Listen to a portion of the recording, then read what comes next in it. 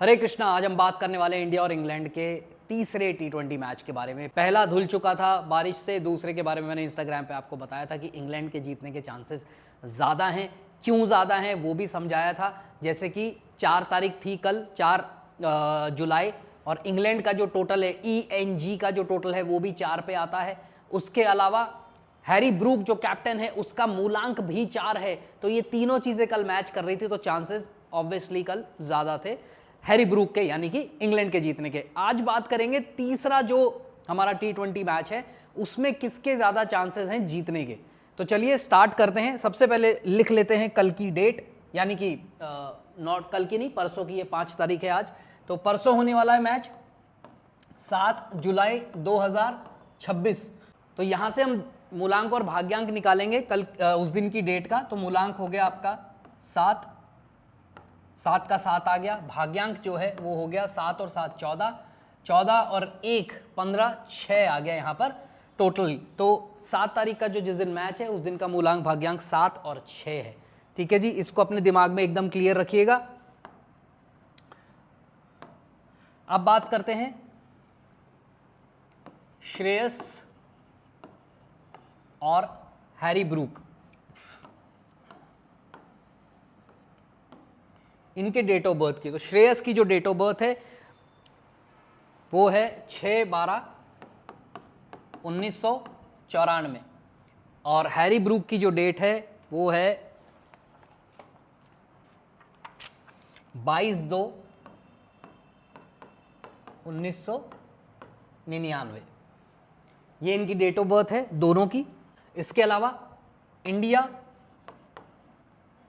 Versus England, मैंने पुराने जो वर्ल्ड कप के टाइम पे जो वीडियोस बनाए थे उनमें मैंने आपको समझाया था कि जो चीज़ ज़्यादा दिखती है न्यूमरोलॉजी में उसी के नंबर्स, उसी के वाइब्रेशन ज़्यादा काम करते हैं। वैसे इंडिया की स्पेलिंग लंबी है, इंग्लैंड की भी बहुत लंबी स्पेलिंग है, बट जो चीज़ टीवी पर ज़्यादा दिख रही है उसके वाइब्रेशंस ज़्यादा काम करते हैं। तो IND वर्सेस ENG ये आपको हमेशा हर जगह लिखा हुआ दिखेगा। तो IND का जब हम टोटल करते हैं तो वो 1 पे आता है, और ENG का जब हम टोटल करते हैं वो 4 पे आता है। इसलिए कल जब 4 तारीख थी तो इंग्लैंड आराम से जीत गई। सो यहाँ पर ये एक बहुत इंपॉर्टेंट पॉइंट है। और कल की जो डेट थी वो जैसे मैंने आपको बताया कि 4/7/2026 थी। ठीक है, तो यहाँ से 4 और 4 मैच कर गया बिल्कुल इंग्लैंड का, और हैरी ब्रूक का जो मूलांक है वो भी 4 है। ठीक है ना, तो ये इस तरीके से काम बन गया। अब हम अगर 7 तारीख की बात करें तो श्रेयस अय्यर का मूलांक जो है वो 6 आता है, और भाग्यांक आता है उनका 5। वहीं पे हैरी ब्रूक का मूलांक 4 हमने बता ही दिया। भाग्यांक जो आता है इनका 4 और 2 6 और 1 7। तो इनका 4 और 7 का कॉम्बिनेशन है, इनका 6 और 5 का कॉम्बिनेशन है। तो यहाँ पर चीज़ देखने वाली ये है, जैसे हम हर बार करते हैं पॉइंट टेबल एक बनाते हैं कि किसको कितने पॉइंट मिल रहे हैं। उसके लिए हम यहाँ पर बना लेते हैं पॉइंट्स टेबल। ये इंडिया हो गया और ये इंग्लैंड हो गया। तो सबसे पहले जब हम पॉइंट टेबल्स के अंदर पॉइंट्स देना शुरू करेंगे तो सबसे पहले बात करेंगे इंडिया और इंग्लैंड की। तो यहाँ पर 1 नंबर है सूर्य का नंबर है, ये है राहु का नंबर। ठीक है जी, तो सूर्य और राहु का नंबर। अब उस दिन का मूलांक है 7, तो सूर्य के साथ 7 नंबर का कोई मैचअप नहीं है, देयर इज नो फ्रेंडशिप, तो यहाँ पर इंडिया को पॉइंट नहीं मिलेगा। वहीं पे 4 नंबर के साथ जो है वो 7 नंबर का एक है, क्योंकि राहु और केतु क्या है, एक ही राक्षस के 2 पहलू हैं। तो यहाँ पर एक +1 हम इंग्लैंड को दे देंगे इस बात पे। वहीं पर जब हम 1 को 6 से मिलाते हैं जो उस दिन की डेट का भाग्यांक है, तो सूर्य और शुक्र का भी कोई खास दोस्ती नहीं है, न्यूट्रल टाइप्स हैं दोनों।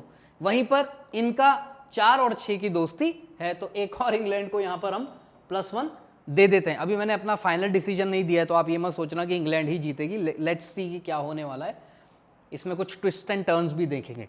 अब बात करते हैं हम श्रेयस की डेट ऑफ बर्थ का। तो श्रेयस का जो मूलांक है वो 6 है, और उस दिन का जो भाग्यांक है वो 6 है। तो यहाँ पर इंडिया को एक प्लस मिल जाता है। ठीक है जी, फिर 7 के साथ भी इसकी दोस्ती है और 6 के साथ तो दोस्ती है ही है, तो 2 प्लस यहाँ पे हमको मिल गए।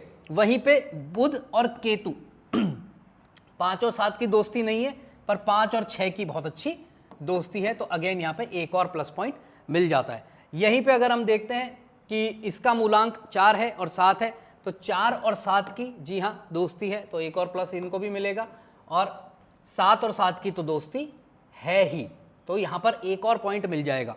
तो ये बहुत स्ट्रॉन्ग चीज़ है, ध्यान रखिएगा कि यहाँ पर हैरी ब्रूक को बहुत अच्छा, तो एक चीज़ अपन मान सकते हैं, अगर प्लेयर का हमको प्रिडिक्शन करना है तो हैरी ब्रूक इस मैच में भी बहुत अच्छा खेल सकता है, बहुत अच्छी, सेकंड मैच में भी उसने बहुत अच्छी पारी खेली, इसमें भी बहुत अच्छा खेल सकता है और बहुत बढ़िया रन बना सकता है। ठीक है, तो ये एक हमारे सामने पिक्चर आ गई क्लियर अप। अब भाई उस दिन के हिसाब से, क्योंकि उस दिन पे हमको और ज़्यादा डीप जाना पड़ेगा, तो डीप जाने के लिए हमको पर्सनल डे कैलकुलेट करना पड़ेगा। तो पर्सनल डे हम कैसे कैलकुलेट करेंगे, यहाँ पे पर्सनल मंथ पहले देखना पड़ेगा। श्रेयस अय्यर का पर्सनल मंथ जो है वो 1 आ रहा है, पर्सनल ईयर जो है वो 1 आ रहा है, पर्सनल मंथ जो है वो आ रहा है 8, ठीक है, और पर्सनल डे जो आ रहा है वो आ रहा है 8 + 7 15 6। तो ये एक बहुत इंपॉर्टेंट पॉइंट यहां निकल के आता है कि जो उस दिन का पर्सनल डे का नंबर है श्रेयस का, वो उस दिन के भाग्यांक से मैच कर रहा है, तो उसका मूलांक और उसका पर्सनल डे नंबर ये दोनों ही उस दिन के भाग्यांक से मैच कर रहे हैं।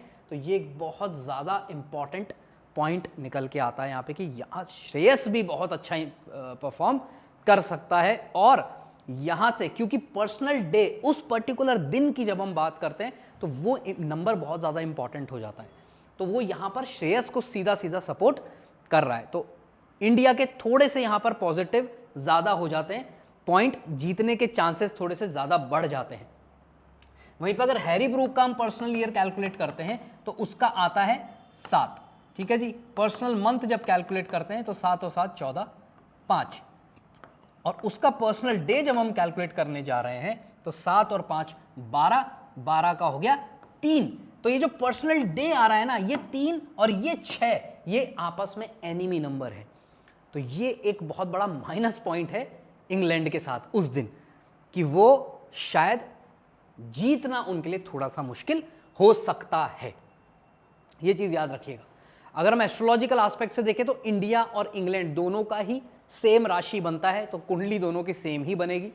और अगर हम श्रेयस की बात करें और हैरी ब्रूक की बात करें तो वो हमें चेक करना पड़ेगा। तो चलिए जल्दी से उसको भी एक बार एनालिसिस कर लेते हैं। तो पहले न्यूमरोलॉजी की अगर हम बात करें तो यहां पर अभी जो पॉइंट बन रहे हैं 1 2 3 4, 1 2 3 4, दोनों के बराबर ही पॉइंट बन रहे हैं। इंग्लैंड के भी 4 हैं, इंडिया के भी 4 हैं, पर और क्योंकि दोनों बहुत अच्छी टीमें हैं तो नेक एंड नेक चलेगा। बट चांसेस न्यूमरोलॉजिकली जैसे मैंने बताया कि पर्सनल डे, मूलांक और उस दिन का जो भाग्यांक नंबर है, ये तीनों मैच कर रहा है श्रेयस का। तो ये एक प्लस, एक अपर हैंड दे देता है इंडिया को। तो न्यूमरोलॉजिकल एस्पेक्ट से अगर मैं आपसे बात करूं तो इंडिया के चांसेस इस वाले T20 को जीतने के ज़्यादा हैं। अब बात करते हैं एस्ट्रोलॉजिकल एस्पेक्ट से। तो अब यहाँ पर अगर आप देखते हो दोनों ही जनों की कुंडली मैंने बना दी है, श्रेयस अय्यर की कुंडली है, ये हैरी ब्रूक की कुंडली है। अब सबसे इंपॉर्टेंट जो चीज़ है यहाँ पर वो हमें 6th हाउस को देखना पड़ेगा, क्योंकि 6th हाउस जो है वो कंपटीशन, क्विजेज, इन सब चीज़ों का भी होता है। रोग रिपु ऋण का, जिसमें रिपु का मतलब होता है दुश्मन, दुश्मन का मतलब कंपटीशन। जब आप कॉम्पीट करते हो तो 6th हाउस का वहाँ पर स्ट्रॉन्ग होना बहुत ज़्यादा आवश्यक होता है। तो यहाँ पर जो 6th हाउस है, यहाँ पे अगर आप देखते हो तो 4 नंबर राशि लिखी है। 4 नंबर राशि जो है वो कर्क राशि होती है।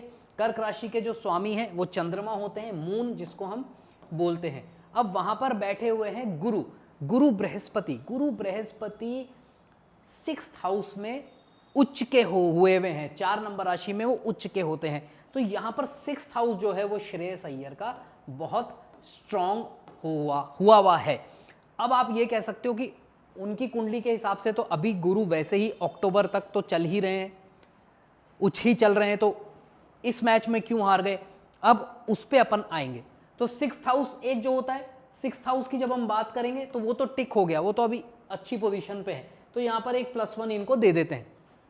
ठीक है, अब आप देखोगे कि यहां पर जब हम बात करेंगे 6th हाउस का जो स्वामी है 4 नंबर, जो 4 नंबर है कर्क राशि, उसके स्वामी है चंद्रमा। वो चंद्रमा कहाँ है? वो चंद्रमा जो बैठे हैं वो 2nd हाउस में बैठ गए। 2nd हाउस में बैठे हैं लग्नेश के साथ। लग्नेश कौन है? शनि। शनि के साथ बैठे हैं, दोनों ही सेम नक्षत्र में है, रेवती नक्षत्र में उस समय में। और 6th हाउस से अगर हम काउंट करें तो 1 2 3 4 5 6 7 8 9 अपने से 9 बैठे हैं, लग्नेश के साथ बैठे हैं। ये एक बहुत अच्छा योग बना रहे हैं, यहां पर वो +1 मिल जाएगा आपको। यहीं पर सेम तरीके का योग आपको हैरी ब्रूक के भी केस में देखने को मिलेगा, पर उसमें एक बहुत बड़ा ग्लिच है। ग्लिच क्या आ रहा है? देखो, उनका जो 6th हाउस है, 6th हाउस के स्वामी है गुरु। गुरु ऊपर 1st हाउस में जाके बैठ गए, बहुत अच्छी पोजीशन पे उच्च के होके बैठ गए, इसलिए उनका भी समय भी बहुत बढ़िया चल रहा है हैरी ब्रूक का, अक्टूबर तक, अक्टूबर नवंबर, जब तक ये गुरु उच्च के हैं 4 नंबर राशि में जब तक बैठे हैं, तो उनका भी 6th हाउस का बहुत अच्छा है, तो उनको भी एक +पॉइंट हम यहां पर दे सकते हैं।